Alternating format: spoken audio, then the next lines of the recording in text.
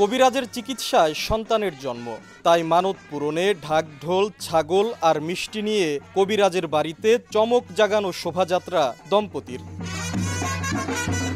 রাজবাড়ী সদর উপজেলার আলীপুর গ্রামের প্রবাসী মোজাম শেখ ও তানিয়া খাতুন দম্পতির বিয়ের 8.5 বছরেও সন্তান হচ্ছিল না।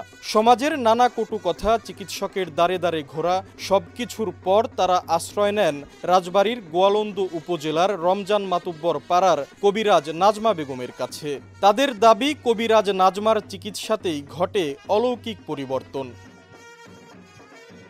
1 মাস আগে তানিয়া জন্ম দেন এক ফুটফুটে কন্যা সন্তান, আর তাই মানত পূরণে নবজাতক সন্তানকে কোলে নিয়ে বুধবার সকালে ছাগল, মিষ্টি আর ঢাকঢোল সহ হাজির হন কবিরাজের বাড়িতে।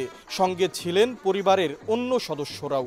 8 বছর 8.5 বছর হচ্ছে বিয়ে হয়েছে, বাচ্চা হয় না। অনেক ডাক্তার দেখাইছি, হয় নাই। পরে আন্টির খোঁজ পেয়ে আমি ওনার কাছে আসছি। পরে ওনার চিকিৎসা নেওয়ার পরে আল্লাহর রহমতে আমার একটা মেয়ে বাচ্চা হয়েছে। আমি সেই খুশিতে আন্টির এখানে মিষ্টি, খাসির চাল, ওনার একটা কাপড়, ব্যান্ড পার্টি বাজনা নিয়ে এখানে আসছে আনন্দ করে। আমরা রাজবাড়ির ডাক্তার দেখাইছি, ফরিদপুরের ডাক্তার দেখাইছি, ঢাকার ডাক্তার দেখাইছি, এতে কোনো কাজ হয় নাই।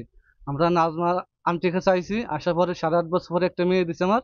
কবিরাজ নাজমা বেগমের দাবি, তার চিকিৎসায় এখন পর্যন্ত 30টি নিঃসন্তান দম্পতির কোলজুড়ে এসেছে সন্তান।